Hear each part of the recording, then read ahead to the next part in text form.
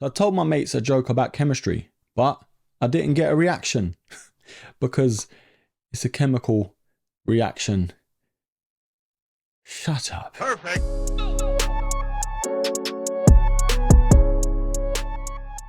So what a year it's been for sneakers, especially for us Air Max fans. Honestly, some absolute gems coming out. But if I have to be super critical though, I mean, last year was something else entirely. The Air Max 1s alone were so special. But we're looking at the positives. All the absolute bangers that come out this year, I think it's about time we talk about them. It is the top 10 Air Max of 2023.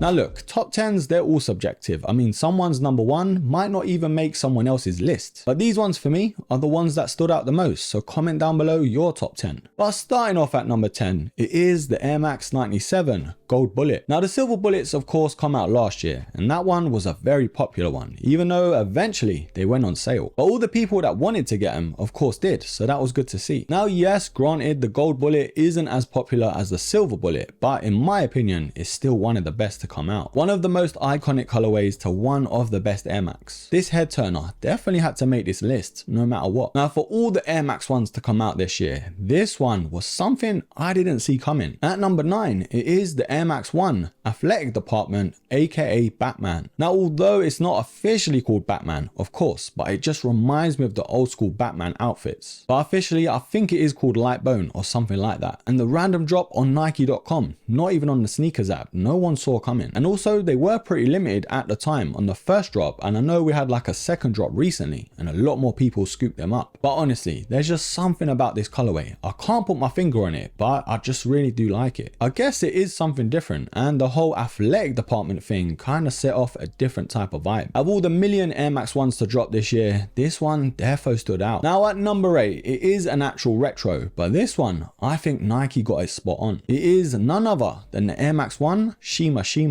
Now don't just take my word for it on how popular this sneaker was. Air Max 1 purists absolutely love this shoe. Yes, some might argue it's not as true to the OG as they would have liked, but still Nike did pull it off. An interesting use of materials, and also the colors. The whole brown thing is kind of the in thing right now. Okay, at number 7, and a lot of people might put this sneaker way higher than it is. And look, any of these sneakers could be juggled around. It is what it is. But for me, I just think there's so much better on this list. But it is the Air Max Plus, a cold wool. Now we all do know that blue one is the one that got everyone talking. I mean the black pair is pretty clean and the white pair too. But the blue one is the sneaker everyone wanted. But a lot of people missed out, myself included. And the resale prices for that colorway, honestly, it's not worth the beans on toast for a month. But a very fire collaboration, all 3 colorways to be honest. But the blue one obviously does stand out. And you know what? This sneaker does everything that you want from a collaboration. The box, the materials, and the little details as well. And I don't really think I've seen anything like it on a Nike TN. I mean, I've seen some amazing colorways and some amazing collaborations. But the deconstructed look and that leather,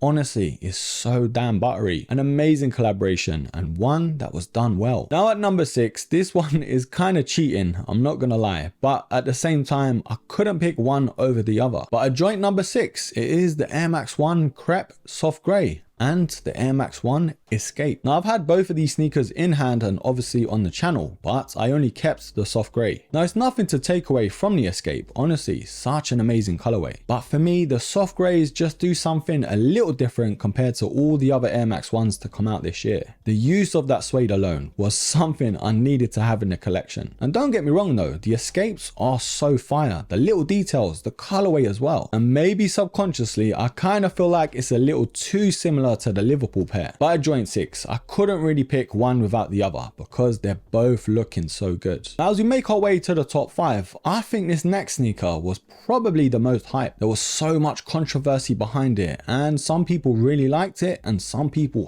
hated it. But in my opinion, the OG colorway alone was enough to love this shoe. It is the Air Max 1 86 Big Bubble. Now there's been a few Big Bubble colorways, but honestly, nothing to really write home about. I mean, this one definitely had to make it because of the OG colorway. And I know some people really wanted the 87 cut, and I'm in there, trust me, I'm with you. But the real magic is the comfort to this shoe. It's so much more comfortable than your average Air Max 1. Now, as much as I want that 87 cut to the OG colorway, I don't mind settling for these for now. And one thing that I did really like about this shoe is the whole story and the marketing behind it. Nike let us know all about the backstory with the Air Max 1 and how they had to change the air unit into the 87 cut that we know now. And trust me broskies, I'm a sucker for a little story. But whatever side of the fence you fall under, whether you like these or you don't, you can't deny the Air Max 1 in that red just looks so good. Now coming in at number 4, it is the Air Max Plus Barcelona with Patta. So this shoe is another sneaker on this list that I didn't really see coming. I mean, a triple collaboration between Barcelona, Nike and Patta. Who would have thought? And as much as I love Patta, honestly, I really do, I don't see why they had to bring Barcelona into it. Can't really complain now though, because the colorway is absolutely fire, but it just doesn't really make too much sense. But don't get me wrong though, I think if you're a Barcelona fan, you're absolutely loving it. And I've said this multiple times now, but if my theory is right, where Patta and Nike sort of work with different clubs that are sponsored with Nike, that's pretty cool. But look, the colorway to the shoe, the little details to it as well, and the box and packaging, this sneaker had to make it. Along with the Air Max 1, the Nike TN has had a strong year. And this silhouette for me is one of the reasons why. Okay, the top 3. This one could have been done in any order.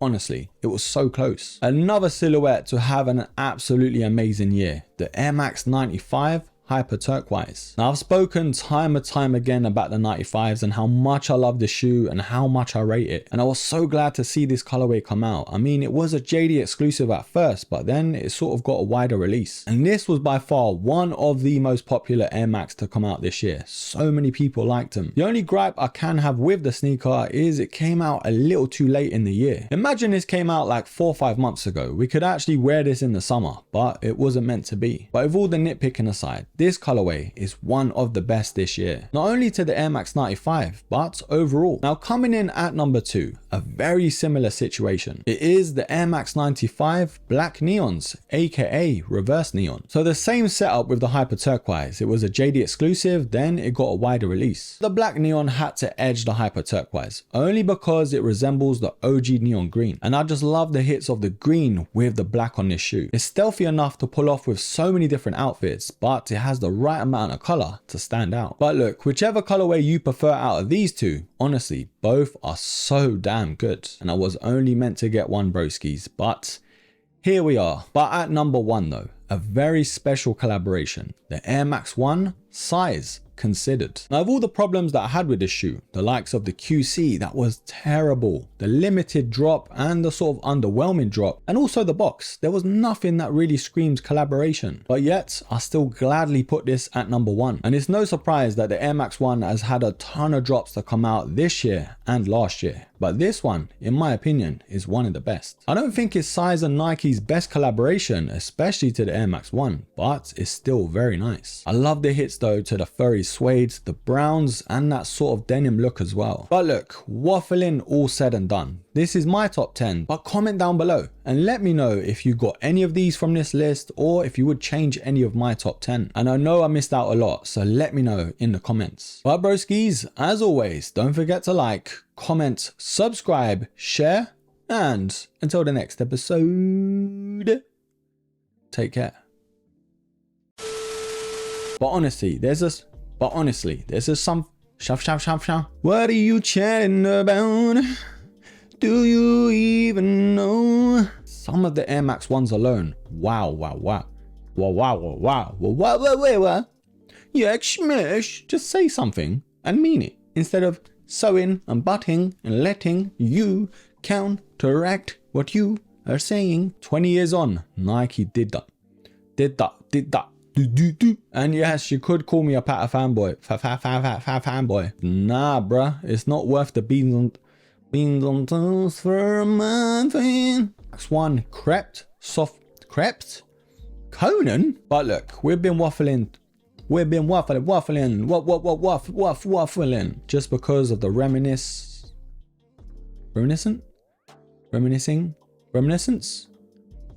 Bremen. Resemblance. Shut up.